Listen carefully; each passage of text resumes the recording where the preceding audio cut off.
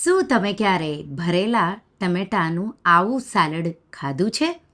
ઉનાળાની ગરમીઓમાં ખાવાની મજા પડે એવું ઠંડુ ઠંડુ ભરેલા ટમેટાનું સાલડ. ના તો ગેસ ચાલુ કરવાની ઝંઝટ અને 5થી 10 મિનિટમાં બની જાય એવું ટેસ્ટી ભરેલા ટમેટાનું આ સાલડ છે. એકવાર જો તમે આ રીતે બનાવી લેશો તો રોજ બપોરે ઉનાળાની ગરમીઓમાં ખાસ કરી તમે વારંવાર બનાવીને ખાશો. હેલો ફ્રેન્ડ્સ, તમારું સ્વાગત છે મારા કિચનમાં. આજે આપણે જો તમે નાના હોય અને લગ્ન પ્રસંગમાં જઈ તમે આ ભરેલા ટમેટાનું સાલડ ક્યારેય ખાધું છે? ખાધું જ હશે 100%. તો વિસરાત એવું ટમેટાનું સાલડ. તો બે રીતે મારા મમ્મી માત્ર ધાણા જીરું અને સંચળ ભરીને સિમ્પલ પણ તમે બનાવી શકો જો ટાઈમ ન હોય તો. નહીં તો પછી આ રીતે પૌવા સાથે ભરીને પણ તમે બનાવી શકો. નાના હતા ત્યારે લગ્ન પ્રસંગમાં ક્યારે આ ભરેલા ટમેટાનું સાલડ ખાધું છે એ પણ મને કમેન્ટમાં કહેજો. તો ચાલો બનાવીએ. જો તમને મારી રેસિપીઓ ગમતી હોય અને હજુ સુધી ચેનલને સબસ્ક્રાઇબ ન કરી હોય તો સબસ્ક્રાઇબ કરજો અને બાજુમાં આપેલી ઘંટી દબાવજો એટલે નવી નવી રેસિપીના નોટિફિકેશન આવે. આ રેસિપી માટે આપણે 10થી 12 ટમેટાં લેશું એટલે તમે 5 લોકો માટે આ સાલડ બનાવી શકો. તો સૌથી પહેલાં પૌવા આપણે પલાળવાના છે.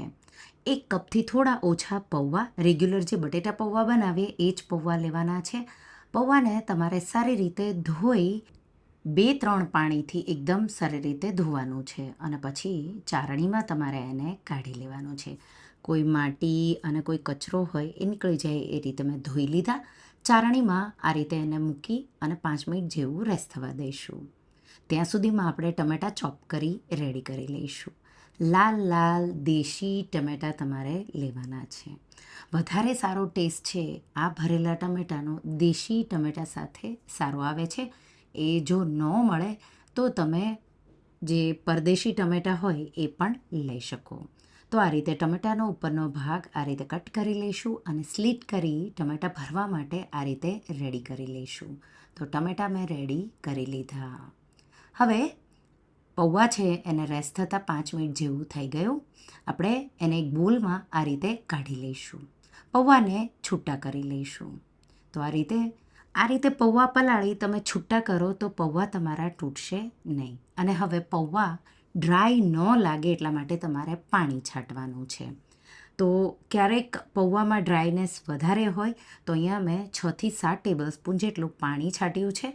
સાથે આપણે એમાં મીઠું સ્વાદ પ્રમાણે 2 ટીસ્પૂન જેટલો ચાટ મસાલો ઉમેરવાનો છે. સાથે ગળપણ 2 ટીસ્પૂન જેટલી ખાંડ કે મેં અહીંયા બુરું લીધું છે. સાથે 2 ટીસ્પૂન જેટલું ધાણા જીરું પાવડર, 1 ટીસ્પૂન જેટલું લાલ મરચું પાવડર, 1/4 ટીસ્પૂન જેટલો મરી પાવડર, લીલા ધાણા ઉમેરીશું.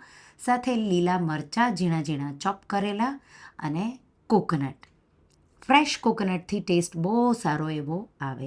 ખાસ કરી ઉનાળામાં આ કોમ્બિનેશન ફ્રેશ કોકોનટ સાથે બહુ ટેસ્ટી એવું લાગે છે.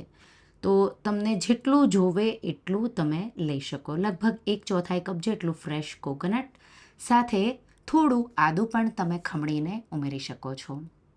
લીંબુનો રસ ઉમેરી દેશું. 1 મોટા લીંબુનો રસ મેં ઉમેર્યો છે. અને શિંગદાણા અધકચરા, તો શેકેલા શિંગદાણાના મેં થોડા ફોતરા કાઢ્યા, થોડા રહેવા દીધા અને એને આ રીતે અધકચરું એવું વાટી લેશું. અને આપણે શિંગદાણાનો જે પાવડર છે એ પણ પૌવા સાથે ઉમેરી દઈશું. પૌવામાં શિંગદાણા ઉમેરી તો મસાલો થોડો ચડિયાતો રાખવાનો છે એટલે બહુ સારો એવો ટેસ્ટ આવશે. મિક્સ કરી દઈશું એકદમ સારી રીતે. અહીંયા તમે કોઈ મિક્સ ફરસાણ હોય તો એનો પાવડર કરીને પણ તમે ઉમેરી શકો. વધારે જો તમારે ચટપટા ટમેટાં જોવે તો આલુ ભુજિયાનો પાવડર કરીને પણ ઉમેરી શકો. તો તૈયાર છે. હું તેલ વગરનું બનાવી રહી છું. માત્ર ગાર્નિશિંગ માટે આપણે નાયલોન શેવ જ વાપરીશું. 1/4 કપ જેટલા અહીંયા મેં દાડમના દાણા. સ્વીટનેસ સાથે ફ્રેશનેસ ટમાટોમાં બહુ સારી એવી આવશે એટલા માટે મેં ઉમેર્યું છે. મિક્સ કરી દઈશું અને તમારે ટેસ્ટ કરી લેવાનું. તો એકદમ ચટપટું ટેસ્ટી એવું બનવું જોઈએ. અહીંયા સંચળ અને ચાટ મસાલો તમે ભરપૂર ઉમેરી શકો. મેં અહીંયા ચાટ મસાલો ઉમેર્યો એટલે મેં સંચળ નથી ઉમેર્યું. પછી આ રીતે આપણે ટમેટાં બધા જ ભરી લઈશું. તો એકદમ સારી રીતે થોડું પ્રેસ કરીને ભરવાનું. એટલું બધું બી નહીં ભરવાનું કે તમને ડ્રાય લાગે. આ રીતે તમે જોઈ શકો છો મેં એકદમ સારી રીતે ભરી લીધા છે ટમેટાં. તો તમે પૌવાનું મિશ્રણ ને ટમેટાં આ રીતે રેડી કરી મૂકી શકો. જ્યારે સર્વ કરવા હોય ત્યારે ભરવાના. ટમેટાને એકદમ ચીલ લેવાના, ઠંડા ઠંડા લેવાના.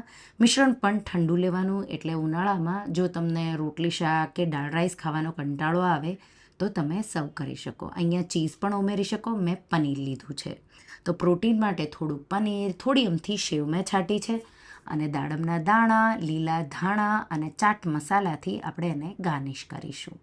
અને ઠંડા ઠંડા આ ટમેટાના સાલડને સર્વ કરો. જો એકવાર તમે મારા રીતે આ ભરેલા ટમેટાં બનાવી લેશો, ઉનાળામાં વારંવાર બનાવીને ખાશો.